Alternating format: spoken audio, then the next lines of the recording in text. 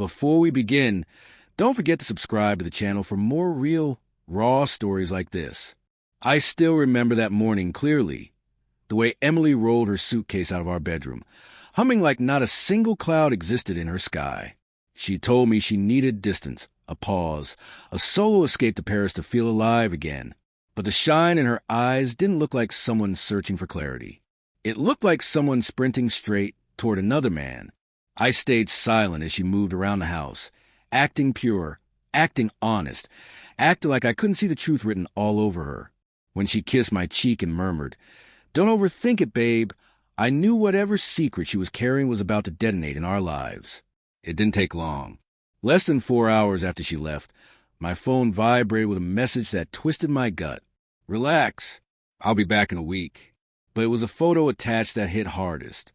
Emily at the airport, smiling like she'd just won everything. And right behind her, impossible to miss, stood her ex-boyfriend, leaning in like he belonged there. She didn't deny it, didn't explain, didn't even attempt to cover it up. She simply assumed I'd accept it, that I'd wait, that I'd remain faithful while she played tourist with the same man she once chose over me. That level of arrogance finished what little trust remained. Instead of shouting or breaking apart, something inside me went cold, a calm, icy clarity that surprised even me. I set my phone aside and walked next door to check on Lily, the neighbor who divorced and moved in just 2 months earlier. She opened the door with her hair in a messy bun, concern immediately softening her expression. "You look like your whole world just shifted," she said gently. And for the first time in forever, I felt safe enough to sit down and breathe. Lily didn't interrupt, didn't judge, didn't smirk. She just listened, her face moving from sympathy to disbelief as she understood how little respect Emily had left for me. We sat on her couch, the silence between us heavy but understanding. I explained how Emily boarded a flight with her ex like our marriage was some optional agreement. She could pause whenever she felt like it. Lily slowly shook her head, eyes filled with the frustration I should have felt long ago. "She really expected you to just wait like nothing happened?" she asked. Hearing it from someone who genuinely saw my worth made everything click. I realized I'd been loving a woman who viewed my loyalty as weakness, not devotion. Then, as if fate wanted to twist the knife deeper, Emily texted again. "Don't be dramatic. It's just a trip. You know I'll always come back to you." That line told me everything about how she saw our relationship. I showed Lily the screen, and she let out a quiet laugh, not amused, just stunned by how boldly Emily treated me like a fallback option. "She really thinks you'll always stay," Lily said softly. And in that moment, something inside me changed completely. Emily had chosen her road. Now it was my turn. Instead of replying to her, I looked at Lily and spoke the words that shifted everything. "Would you help me send her something she'll finally understand?" Lily smiled knowingly and moved closer, resting her hand lightly on my shoulder. The touch wasn't forced. It felt genuine, natural, comforting. I raised my phone and took a photo of us together, calm, close, connected, then typed the most composed yet cutting message I'd ever written. "Relax. You've already been replaced." And I hit send. What followed was pure chaos. My phone lit up nonstop.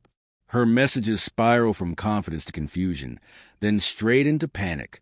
"Who is she? Why is she in our house? You're joking, right? Answer me." Her ego crumbled instantly.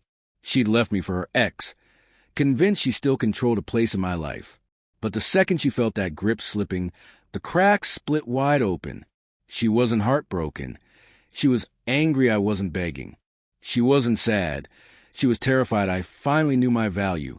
She called. Again and again. Long voice notes poured in, shaky, rushed, filled with excuses, apologies, and guilt. It was a mistake. He pressured me. I didn't think you'd take it this seriously. Desperation dripped from every word. Lily watched it all with a quiet, protective calm. "You deserve better than that," she whispered. And as Emily's frantic voice echoed through those messages, a realization hit me hard. I wasn't just done with her. I was finally ready for a life where I wasn't surviving on scraps of affection. Things escalated when Emily tried to save face online. She posted a dramatic rant, deleted it, reposted something else, then spiraled into commenting under my old photos. Screenshots flew everywhere. Group chats exploded.